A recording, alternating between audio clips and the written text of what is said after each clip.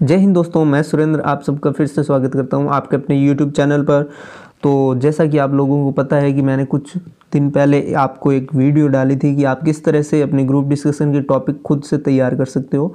लेकिन उसके बावजूद भी बहुत से जो कैंडिडेट्स हैं जिन्होंने फ़ेज़ 2 के लिए एयरफोर्स का एग्ज़ाम क्वालिफाई कर लिया है और जो फ़ेज़ 2 देने वाले हैं, तो उन लोगों के कमेंट आ रहे थे कि आप जो अपनी ग्रुप डिस्कशन की जो सीरीज़ चल रही थी उसको कंटिन्यू कीजिए, क्योंकि उसमें से जो मैंने 5-7 टॉपिक करवाए हैं वो सभी के सभी आपके रैली में जो ग्रुप डिस्कशन हुआ था वो सारे के सारे पूछ लिए गए हैं।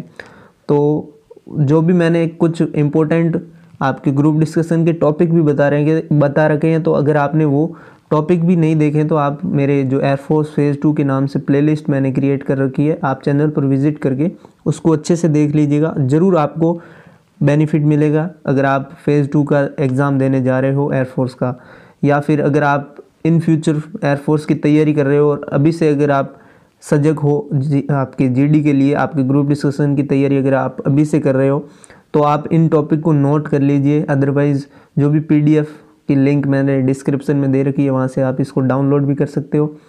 तो चलिए शुरू करते हैं हम आज के इस टॉपिक को, जो हमारा होने वाला है टेररिज्म के बारे में। तो जैसा कि आप सब लोगों को पता है कि सबसे पहले आपका इंट्रोडक्शन होता है, उसमें आपको अपने पर्सनल इंट्रोडक्शन के साथ ही आपके जो टॉपिक दिया होता है उसके बारे में थोड़ा बोलना होता है, और इन सब चीज़ों के बारे में मैंने आपको पहले प्रीवियस वीडियोज़ में बता रखा है, तो आप उनको देख लीजिएगा। तो हम अभी सीधा बात करते हैं हमारे टेररिज्म, जो अब आज का टॉपिक होने वाला है डिस्कशन का। तो hello friends, our today's discussion topic is terrorism in India. My views on this topic is like that terrorism is the systematic use or threatened use of violence to intimidate a population or government for political, religious और ideological goals। यानी कि terrorism कोई एक particular जाति या कुछ ऐसा particular चीज़ नहीं है, वो एक किसी भी चीज़ के लिए, जैसे आपके कुछ पॉलिटिकल्स, कुछ रिलीजियस या कुछ आइडियोलॉजिकल गोल्स होते हैं, उनके पर्पस होते हैं, उसके लिए वो जनता और गवर्नमेंट में जो है भय फैलाते हैं, लड़ाई झगड़े करते हैं, जैसा कि आप सब लोग भली भांति इस चीज़ से वाकिफ़ हो। तो यही मैंने सबसे पहले इस चीज़ के बारे में ब्रीफली बताया है कि terrorism is the systematic use और threatened use of violence to intimidate a population और गवर्नमेंट फॉर पॉलिटिकल, रिलीजियस और ideological goals. India believes in ahimsa, paramo dharma and non violence, but today terrorism is increasing very badly in India. Terrorism is main hindrance in India's progress. तो जैसा कि आप सब लोगों को पता है कि इंडिया कभी भी पहले किसी पर भी अटैक नहीं करता। आपने पुराने जो इतिहास है उसमें भी पढ़ा होगा कि जो देश बाहर से आक्रमण करते थे उनके विरोध में वापस यहाँ से आक्रमण किया जाता था। तो अहिंसा, परमो धर्मा और नॉन वायलेंस को माना जाता है इंडिया में। But terrorism is increasing very badly in India. लेकिन अभी जो है वो टेररिज्म बहुत ही ज़्यादा बढ़ रहा है, और terrorism is man hindrance in India's progress. और यही एक मैन ऑब्स्टिकल हिंड्रेंस यानी कि बाधा है आपके जो हमारी इंडिया है उसके प्रोग्रेस में। Terrorism is not only problem of India, rather it is the problem of the whole world. और टेररिज्म जो है वो ना केवल हमारे इंडिया की प्रॉब्लम है, ये पूरे विश्व में व्याप्त है। पूरी जो आपकी वर्ल्ड है उसमें ये फैल रखा है, और टेररिज्म जो है वो पूरे वर्ल्ड के लिए, पूरे वर्ल्ड के प्रोग्रेस के लिए बाधा बनकर खड़ा है। इसके बाद अब अगर हम बात करें तो a terrorist doesn't have any religion and family, he is only thirsty of blood. और जो टेररिस्ट होते हैं उनकी किसी भी प्रकार का, वो किसी भी धर्म को नहीं मानते और उनकी कोई फैमिली नहीं होती, वो सिर्फ और सिर्फ खून के प्यासे होते हैं।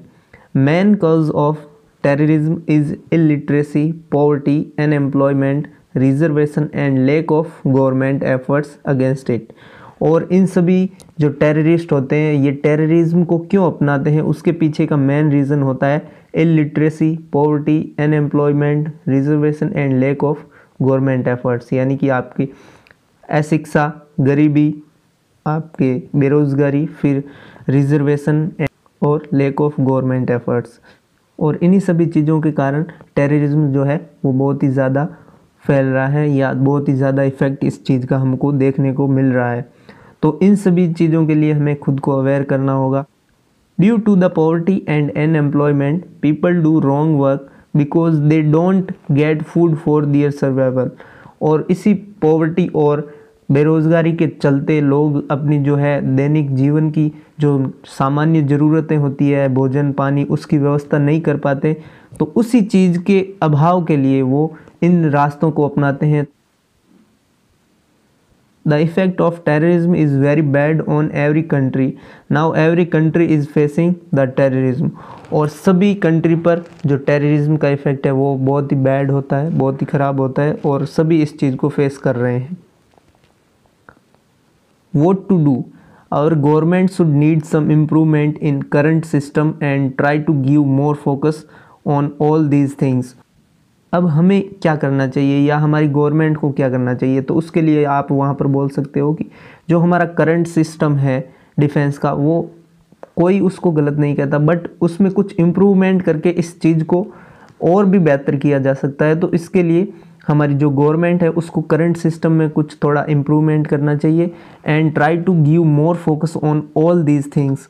Removal of article 370 one of the best decision.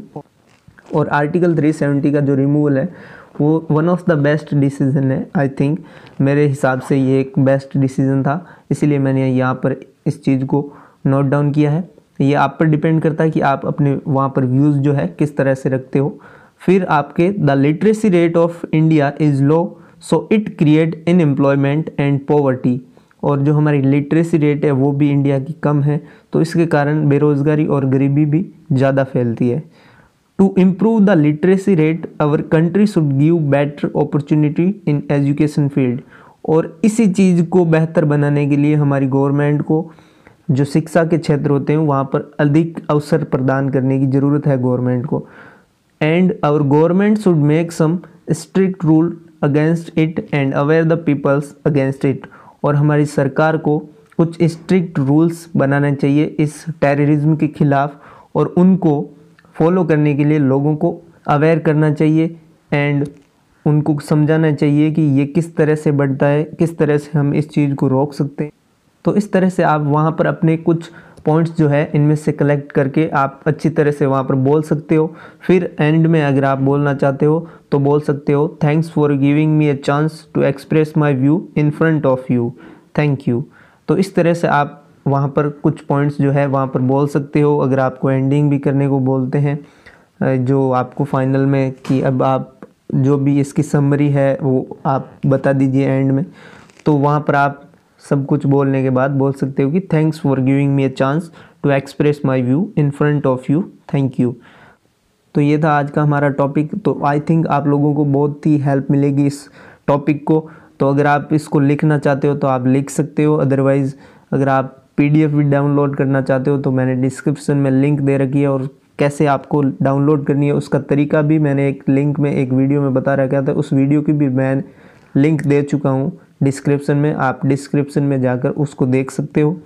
And अगर आप वहाँ पर जा रहे हो फेज़ 2 देने के लिए तो आप अपना जो रिव्यू है वो मेरे साथ शेयर कर सकते हो। माय इंस्टाग्राम ID जो है उसकी भी लिंक मैंने डिस्क्रिप्शन में दे रखी है, तो वहाँ से आप मुझे फॉलो भी कर सकते हो।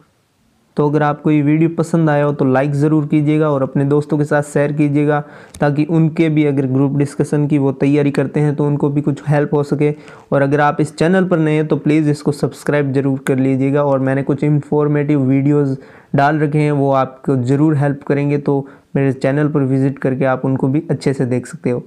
थैंक यू, जय हिंद।